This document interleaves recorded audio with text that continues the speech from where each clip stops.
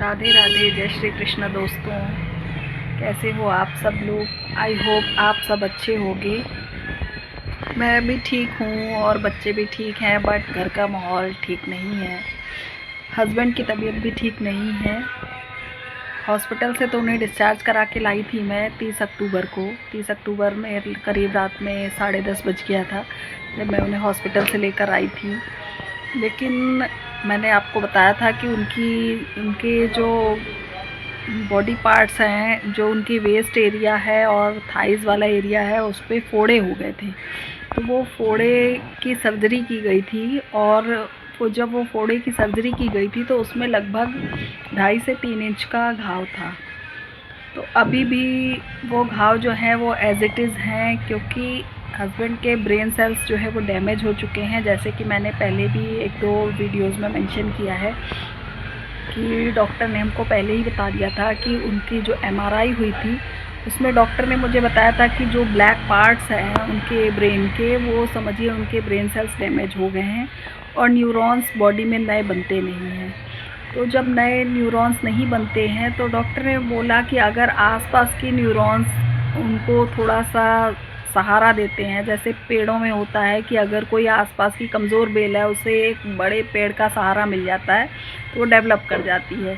तो डॉक्टर ने बोला कि अगर ऐसा कोई मिरेकल हो जाता है तो बात अलग है, लेकिन उनके ब्रेन सेल्स डैमेज हैं और ऐसी सिचुएशन में वो चीज़ों को कम्प्लीटली समझ नहीं पाते हैं कि उनके लिए क्या अच्छा है और क्या बुरा।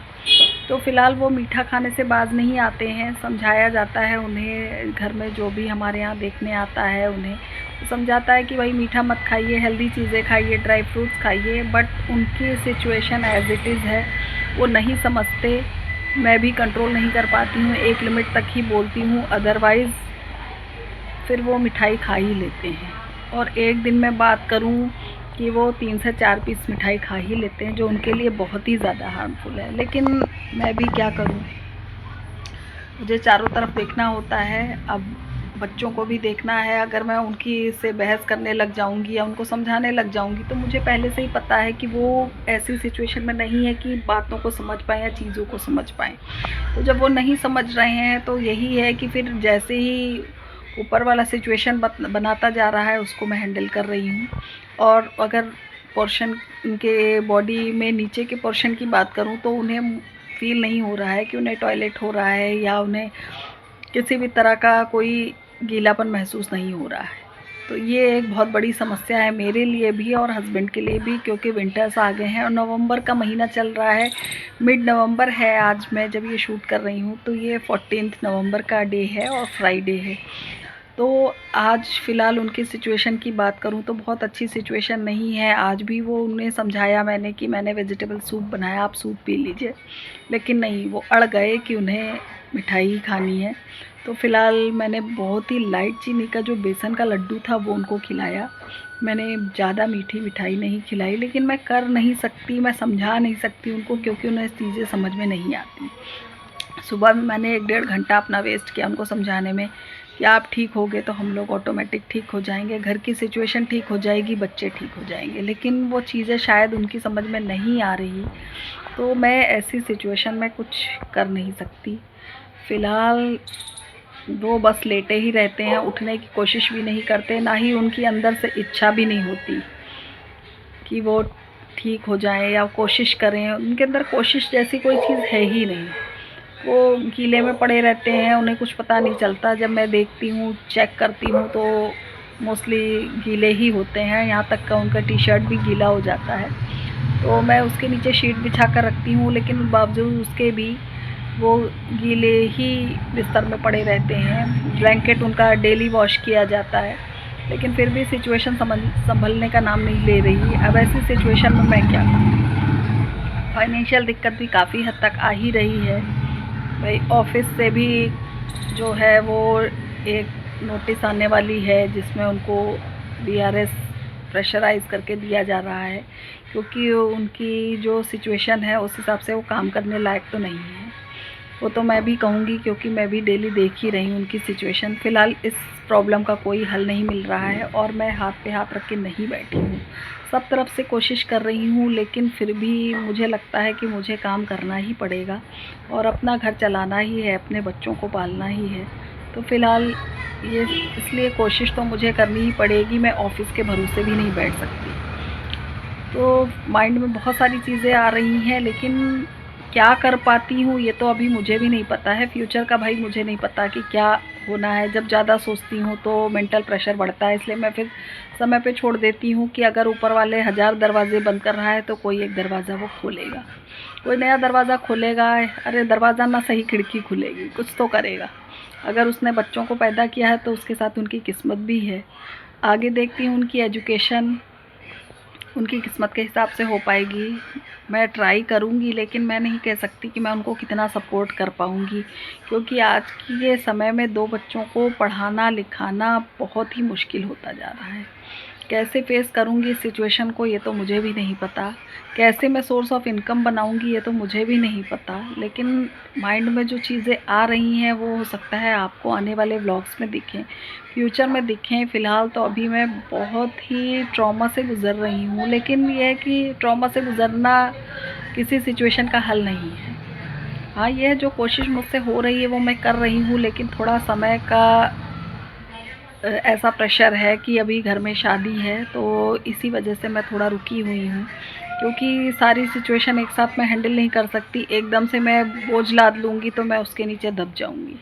तो मुझे उतना ही बोझ लादना है जितना बोझ मैं उतार सकती हूँ। तो फ़िलहाल कोशिश करूँगी और देखूँगी कि आगे क्या हो सकता है, क्या नहीं हो सकता है, कौन मेरा साथ देगा, कौन नहीं देगा, इन सब चीज़ों का मुझे पता नहीं। लेकिन मैं किसी के भरोसे नहीं बैठ सकती। कोशिश तो मुझे ही करनी है, क्योंकि सिचुएशन सिर्फ मेरी है, मुझे ही हैंडल करना है। और इतिहास गवाह है कि जब आप कदम बढ़ाते हो तभी कुदरत आपका सपोर्ट करती है, तभी आपको कहीं से सपोर्ट मिलता है। आप अगर खाली सोचो कि यूँ ही बैठे बैठे कोई आपको सपोर्ट करने आ जाएगा तो ये नहीं होता, आपको खुद से प्रयास करने पड़ते हैं। तो फ़िलहाल इसी राह पर मैं आगे बढ़ चली हूँ और देखती हूँ कि आगे मैं क्या कर पाऊँगी। और फ़िलहाल मैं दिखाती हूँ आपको अपने हस्बैंड की सिचुएशन कि वो प्रेजेंट टाइम में कैसे हैं। तो वो बैकग्राउंड से अगर नॉइज़ आ रही हो तो प्लीज़ उसे इग्नोर कीजिएगा, क्योंकि एफएम चल रहा है इस समय। तो दिखाती हूँ फ़िलहाल हस्बैंड को। क्या हुआ, क्या बोल रहे हैं? किससे बात कर रही है? बात किसी से नहीं कर रहा है, वीडियो बना रहे थे। आप तो दिख ही नहीं रहे। अब देखिए, हेलो तो बोल दीजिए। हेलो।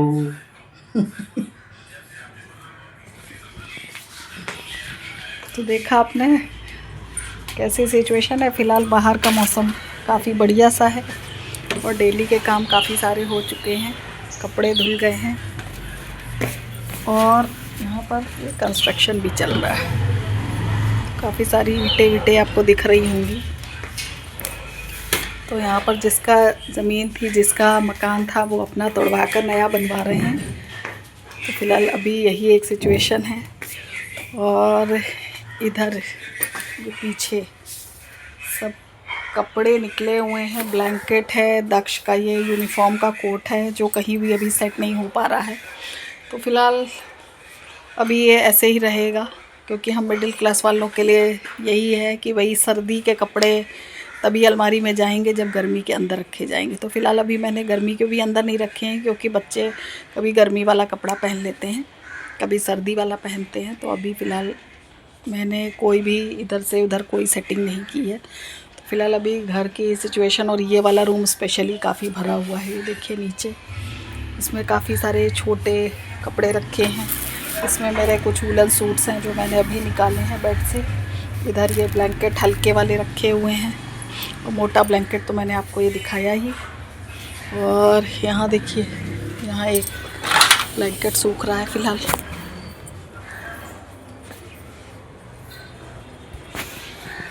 ऐसी ही कुछ सिचुएशन है। और ये बालकनी भी मेरी काफ़ी मेसी है।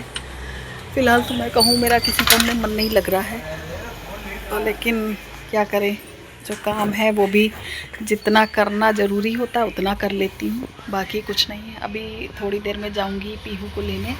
आज बच्चों के स्कूल में चिल्ड्रंस डे सेलिब्रेशन है और दक्ष के स्कूल में भी है, तो दक्ष की छुट्टी तो जल्दी हो जाएगी और पीहू की होगी बाद में। तो फ़िलहाल आज की वीडियो में आपको कोई कट नहीं मिलेगा, एज़ इट इज़ ही मिलेगा। और अगर मैं उम्मीद करूं, थोड़ा यूट्यूब फैमिली से उम्मीद करती हूं कि अगर आप लोग मेरे चैनल को सब्सक्राइब करेंगे, लाइक शेयर करेंगे, तो शायद मुझे कुछ सपोर्ट हो जाए और हस्बैंड की ऐसी सिचुएशन में मैं घर बैठे भी कुछ इनकम कर पाऊँ। तो प्लीज़ आप लोगों से रिक्वेस्ट है कि अगर मेरे वीडियोज़ में कुछ भी आपको पसंद आए तो प्लीज़ इसे लाइक शेयर एंड सब्सक्राइब कीजिएगा और बेल आइकन को हिट करिएगा, जिससे मेरे आने वाले वीडियोज़ की नोटिफिकेशन आप तक पहुंच सके। तो मिलते हैं नेक्स्ट ब्लॉग में। Till then take care, bye bye.